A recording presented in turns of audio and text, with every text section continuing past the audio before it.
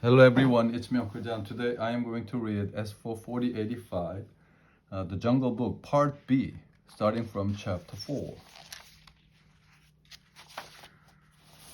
The Flight at the Rock. Mowgli always went to the meetings of the wolf pack. There he learned something new one day. If he looked hard at any wolf, the wolf could not meet his eyes and looked away. Mowgli thought this was funny. He did not understand that he was different from the wolves.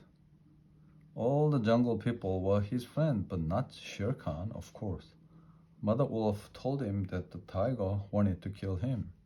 One day, you must kill Shere Khan. If you don't kill him, he will kill you. But Mowgli forgot. He was only a boy, not a wolf. Shere Khan still came often to that part of the jungle. Akela was older now and not so strong. And Shere Khan made friends with some of the younger wolves. Akela could not stop them, and Shere Khan began to make trouble for Mowgli. I hear you can't look into the man cub's eyes, he said. He said, laughing to the young wolves. And the young wolves began to get angry. Bagheera, who had eyes and ears everywhere, knew something of this and told Mowgli. Mowgli laughed, but Bagheera went on, open your eyes, little brother. Remember that Akela is old and he will not always be the leader of the pack. Shere Khan has taught the younger wolves that a man cub has no place with them.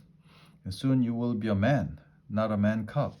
But the wolves are my brothers. Why would they want to send me away? Look at me, said Bagheera. And Mowgli looked at him hard between the eyes. The big black cat turned his head away quickly. That's why, he said. Not even I can look in your eyes. That's why they want to kill you. You're clever. You're a man. I did not know these things, said Mowgli quietly. Now listen. The day will soon come when Akela cannot kill his deer in the hunt. Then at the next meeting of the pack, the younger wolves will be against Akela and against you. When that time comes, go to the men's houses in the village and take some of their red flower. They'll be a stronger friend to you than I or Baloo. The red flower is fire. All animals are afraid of it and do not call it by its name. I will get some, said Mowgli. I will go and get it now and keep it ready. And he ran through the jungle to the village. On his way, he heard the sounds of the wolf pack hunting a big deer. Show us that just strong Akela, came the voices of the young wolves. Kill it. Mowgli stopped and listened, and he could hear that Akela didn't kill the deer. So the time has come already, he thought, and hurried to the village. He watched and waited, and soon he saw a child was carrying a fire pot. Mowgli jumped up and took the pot from him and quickly ran away back to the jungle.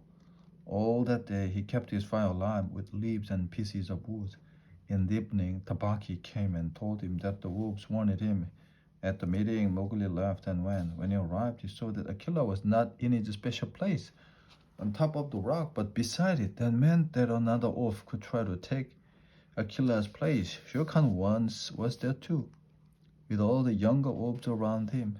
Mowgli sat down with the fire pot between his legs. Bagheera lay beside him.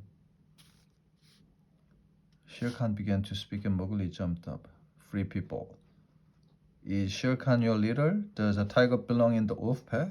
There is no wolf on the rock, began Shere Khan, but the other wolf said, let Akela speak. Akela looked up and old and tired. Free people, I have been your leader for many years. In all that time, no wolf has died in the hunt. But this time I did not kill my deer. The law of the jungle says that you can kill me now, but the law also said that you must come one by one. No one spoke. Akela was old, but nobody wanted to fight Akela alone. Then Shere Khan spoke. Bah, this old wolf is not important. He will die soon. It's the man cub who has lived too long. Give him to me. A man, cried most of the younger wolves angrily. Man does not belong in the wolf pack. Mowgli is our brother. He has eaten our food. He has slept with us. He has done nothing wrong. Let him go to his own place. He's a man, cried Shere Khan and most of the wolves. Mowgli stood up, the fire pot in his hand. He was very angry at Berry. He said, you have said many times that I'm a man. I was your brother, but I will not call you my brothers again. I will decide on my life, on my death, not you. I am a man, and to show you, I brought the red flower with me. He dropped the fire pot on the ground, and some of the fire fell out. The wolves were very afraid and moved back. Mowgli held a long piece of wood in the fire, and in the end began to burn brightly. You're the leader now, said Bigesa. Help Akela, he was always your friend. Good. He looked at the frightened wolves. I go from you to my people. The word of men. But first, Mowgli went to Shere Khan. This killer of cows wanted to kill me. This is what men do to killers of cows. And he hit Shere Khan on the head with a burning stick. The tiger was very frightened. Go now. The next time I come to this rock, it'll be with your dead body. I tell you this also, my brother. You will not kill Akela, because I don't want that. Akela is free to leave. And Mugila jumped up at the young wolves with his burning stick, and they all ran away. In the end, there were only Akela, Bagheera, and a few older wolves left. And something began to hurt Mowgli inside him. For the first time in his life, tears ran down his face. What is it? What is it? Am I dying, Bagheera? No, no, little brother. You're a man. These are men's tears, but you must go. The jungle is closed to you now. Yes, I will go to man, but first I must say goodbye to my mother. He went to the cave and cried on Mother Wolf's coat. You will not forget me, Mowgli said to his wolf family. Never.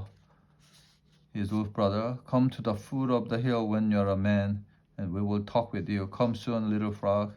Because your mother and I are getting old, I will surely come. I will bring the coat of Shere Khan and put it on the meeting rock. In the morning, Mowgli went down the hill alone to meet those strange things that are called men. Tiger, tiger. Mowgli knew that he had enemies now, and he went far away. He ran until he came to a village in a place with many rocks and narrow valleys. Everywhere Mowgli could see cows and buffalo. Some little boys were looking after the cow, but when they saw Mowgli, they shouted and ran away. Mowgli walked on until he came to the village. He sat down by the gate. When a man came out of the village, Mowgli opened his mouth to show that he wanted food. The man ran back into the village and came back with 100 other people. They all looked at Mowgli and saw the bite marks on his arms and legs. Look, those are the bite marks of wolves. He's a wolf child who has run away from the jungle. He's a good-looking boy, said one of the women. Mesua, he looks like your little boy that was taken by the tiger. Let me look, said Medusa. Yes, he's dead, but he looks like my son. Take him to your house, Mesua, the village said. The jungle took your boy, and the jungle has given you this one back. The woman called Mesua took Mowgli to her house and gave him milk and bread. This was Mowgli the first time in her house, and he didn't like it. It felt like a prison. But I'm a man now, he thought, and I must do what men do. I must also learn to speak like man. He knew all the many languages of the jungle, and so it was easy for him to learn the sound of man. The first evening he learned too many words from Mesua, but that night he did not want to sleep inside the house. So he climbed out of the window and went to sleep in a field near the village. Before he went to sleep, soft gray nose touched his face was Gray Brother, the eldest of Mother Wolf's cubs. Wake, little brother. I bring news. Shere Khan has gone away. You burnt his coat with the red flower, but he says that when he comes back, he will kill you. I remember also what I said about Shere Khan. But it is good to have news. Will you always bring me news, great brother? Yes, little brother. But you will not forget that you are an wolf. You will not forget us when you are with men. Never. I will always remember that I love you all. For 3 months, Mowgli learned how to be like a man. He had to wear clothes, learn how to use money, how to work in the fields. In the evenings, he sat with the villagers under a great tree, while the man told stories about the jungle and the animal. Once, when the Baldi of the village hunter told a story about a tiger, Mowgli had to hide his face because he was laughing. At the end, he said, Burio's stories are stupid. He knows nothing about the jungle. The villagers did not like this, and after that, they sent Mowgli out every day with other boy to look after the herds of cows and buffalo while they ate. Mowgli enjoyed his work and usually went on alone with a big group of cows and buffalo. One day he saw Great Brother under a tree near the jungle. Shere Khan has come back, but he is hiding for a while. Then he is coming to kill you, said Great Brother. Very good. Tell me when he comes. Meet me at the river by the big dark tree with the golden flower. I will watch for you there every day. Day after day, Mowgli went out with the herd, but there was nobody at the dark tree. Then at least the day came when Grey Brother was waiting for him. Shere Khan has waited for a month, and he's hoping that you have now forgotten about him, said the wolf. He's going to wait for you at the village gate this evening, but now he's hiding in the big dry ravine of the Waingunga. I met Tabaki this morning here. Grey Brother showed his teeth a little, and before I broke his back, he told me all about Shere Khan's plan. Has Shere Khan eaten today? Does he hunt empty? The answer was life or death for Mowgli. He killed and ate this morning, and he is drunk too. How stupid he is. Does he think that I shall wait until he has slept? He stood up for a while.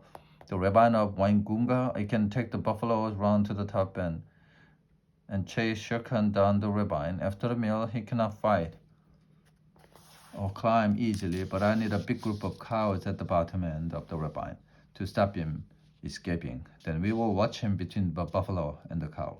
Can you help me, Grey Brother? Not I alone, but I have someone who will help me. And the big gray head of Akela came out from the tree. Akela, Akela, said Mowgli, I knew you wouldn't forget me. The two wolves ran here and there among the herd, and soon the cows and buffaloes were in two groups. Already they were getting excited and dangerous. The other herd boys, who were watching a long way away, ran back to the village with the news. Keep the cows together, Grey Brother. Drop them into the bottom end of the ravine and keep them there until we come down. Akela, you and I will take the buffaloes round to the top. They drove the buffaloes round in a big circle uphill. It took a long time because they did not want Shere Khan to hear them. At last Mowgli was ready. He stopped and shouted down the ravine. Shere Khan, it is I, Mowgli. It's time for a meeting. Mowgli rode on the back of a Rama, the biggest of the buffalo. Akela chased the herd from behind. The buffalo began to run down the ravine, faster and faster, and the ground shook under their heavy feet. Shere Khan heard the noise and woke up. He knew what it was, and he began to run down the ravine. No tiger can hope to stand against a herd of buffalo when they are moving fast. He looked for a way to escape, but the ravine was narrow with high rocky walls. He had to go on, happy with his dinner and his drink. Then he saw the cows at the bottom of the ravine and turned, but it was too late. He fell under the feet of the buffalo. They ran over him like a river running down a mountain. Buffalo did not stop until they crashed into a herd of cows. Mowgli jumped off Rama's back and shouted to Akela, Grey Brother, it's done. Shere Khan is dead. He died the death of a dog, not a fighting tiger. Nafen started to cut the coat from Shere Khan's body. It was hard work. After an hour was still working when suddenly he felt the hand on his back. It was Buldeo, the village hunter. Go and look after your buffalo. He cried angrily, I will take this tiger's coat. I can sell it for 100 rupees, and you can have 1 rupee for yourself. No, said I need this coat. Listen, boy. I'm the village hunter. I will take the coat and I keep all the money. Mowgli spoke to Akela in the awful language, and suddenly Buldeo was lying on his back on the ground with a big grey wolf standing over him. Buldeo, for a long time, this tiger has wanted to kill me, but I have killed him. Buldeo was very afraid. Who was this boy who could talk to wolves and kill tiger? Great king, he said to Mowgli, I'm an old man. I thought you were just a herd boy. Let me go now and I will go away. When peace go with you, replied Mowgli, and he went on with his work. It was nearly dark at last, and he and the wolves pulled the grey coat away from tiger's body. Now we must hide this and take the cows and the buffaloes back to the village. But when Mowgli came near the village, there was a crowd of people waiting for him at the gate. Go away, wolf child, they shouted. Go away, we will kill you. Mowgli did not understand Shere Khan. The tiger who killed cow there was dead, but people were angry with him. He turned away and looked up at the stars in the sky. No more sleeping in houses for me, Akela. Let us get Shere Khan's coat and go away. The moon climbed high in the sky, and the frightened villagers watched, while Mowgli began to run across the fields with the 2 grey wolves running at his side. The moon was going down when the Mowgli and the 2 wolves came to Mother Wolf's cave. The men do not want me, Mother. I have come home, and I have brought the coat of Shere Khan. Mother Wolf came out of the cave, very happy to see Mowgli again, and to know that Shere Khan was there. From the jungle came the deep voice of Bagheera. Little brother, we are pleased to see you. Then Mowgli took the coat of Shere Khan and put it on the great rock at the wolves' meeting place. Akela lay on it and called, "Look well, O wolves," and the wolf pack came and looked. So that Shere was dead. "Now I do not belong to the wolf pack or to the man pack. I will hunt alone in the jungle, and we will hunt with you," said Great Brother. And the rest of Mother Wolf's club. And Mowgli went away into the jungle and lived and hunted with his brothers, the wolves. The end.